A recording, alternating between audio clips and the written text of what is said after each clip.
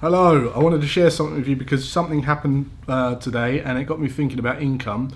And many of you who watch my stuff, you know I talk about wealth creation, but there's a lot more to wealth creation than just saving, investing, and even trading. And although they're important parts, a big part of wealth creation and wealth acceleration is income. And something happened today. I wanted to return something on Amazon. And if any of you have returned something on Amazon, what you do is you get this little email and with a little QR code, and you don't need any packaging or anything like that. And it gives you a local drop-off centre that you can go take the thing. You don't need any packaging. You don't need any paperwork. And you walk into it, and we just did this. Went up to our local shops, went into the local drop-off, and they just say, "Where's your phone?" You scan the thing and they go, "It's all done." There's no paperwork, there's nothing, and it literally takes seconds to return something on Amazon. We then went into Curry's PC World, and if anyone's been in Curry's PC World, it is the worst customer service ever. It's like they hide from you. It's like they don't want to do business with you. And when you finally get hold of someone, we asked them we was buying this Hoover, and we wanted to select the Hoover, and they're like, "Right, I'll go and get you the Hoover."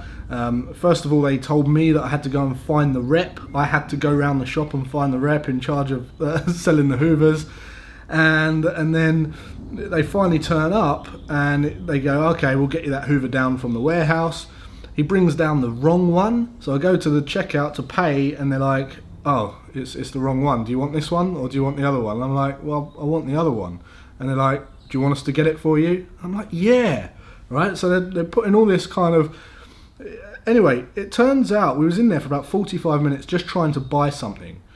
Now, what really hit home and I got perspective on was the amount of resistance that they were putting on a sale and the lack of resistance that Amazon are putting on a return. Now, when you've got more resistance on a sale than you do on a return, that is a very dangerous place to be in. And it all boils down to how the company is producing that service. What is the mindset and the strategy behind producing that service? And it got me thinking about entrepreneurs, because a lot of entrepreneurs, they kind of think arse about face when it comes to generating income. What they do is they first think about an opportunity on how to make money. They think, how can I monetize this? How can I get money from this? And then what they do, once they've got that in their head, they cram together some kind of, they push fit some kind of package or service together to try and just get it out and get the money. And they're very easy to spot, these entrepreneurs, because all of their stuff's about them. They never share anything of results, or they never share any of their clients' value, proof on how they're changing their clients' lives and things like that. It's all about them. Very, very narcissistic approach to business. It's too narcissistic. You're just in it for you, in it for you, in it for you. And that's how I saw Curry's PC World when Amazon, they're thinking about how can they make the service more delightful and easy and seamless and efficient. And if you could just do that, if you're going to create a product or a service, you just sit down and think, how can I best improve someone's life? How can I really, really make a difference to someone's life and put all of your love and attention into the product? The money comes. More money than you can ever imagine comes out of it. They find you and they want to pay you for it, and then they want to tell others about it, and then they want to buy it. So this is where wealth is important as well, because you get a lot of people who think rich people are greedy, rich people are selfish, but you have to understand that poor people have poor mentalities, and they're creating stuff that's for them. They're instantly trying to think of how they can make money. They're not thinking, how can I better the lives of other people and then get that fair exchange? So poor people are only poor because they're too selfish to go and serve other humans or humanity, or they're too selfish to go and serve other people. That's it. That's the only reason they're poor. And the funny thing is, it's that they think it's the other way around. They think that rich people are greedy and selfish and they're kind of chasing money, but it's not that. People who provide the most value to the marketplace earn the most money, and that is it.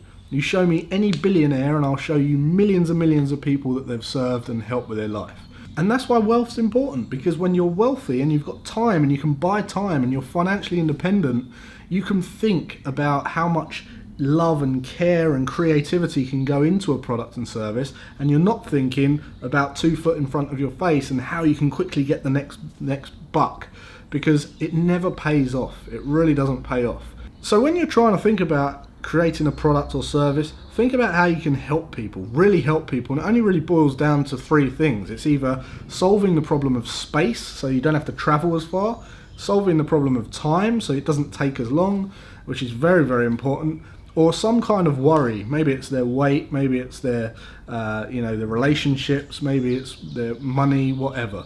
Just thought I'd share that with you because it really put it into perspective how kind of that poor mentality and that wealth mentality can create much different outcomes in the world, and how they're perceived to be the opposite. So create good products, give your love, give your creativity and your attention to the world, and you'll be paid in fair exchange. And if you find that you're in the place where you can't see 2 foot in front of your face because you're blowing everything that you're earning, and you really need to pay the bills every month, then you need to check your own finances. You need to consider learning how to save, learning how to invest, and even learning how to trade. And what we'll be doing is basically looking at esoteric concepts to allow you to get the money that you want in life. Not necessarily to become millionaires, but to have enough money to go through the physical plane, to buy those experiences that you need for yourself and for your loved ones, and to feel a sense of it all just coming to you naturally as an outpouring of the love and the creativity that you put out, rather than this whole concept of like working hard and struggling and forcing the whole thing to come about for you. Basically speaking, the way that I handle esoteric money is I teach people to raise their energy. I teach you to become more life force, more power. And then when you do that, people will be pulled to you. People will show up. They're going to crawl over the walls and under the doors, and they're going to lower themselves in through the ceiling, and they will be there. And when they show up, what you have to do is bill them. You have to have a way of billing these people so that you can basically make money. And that means being organized, having a product or a service or something that you can give to these people when they show up in your life.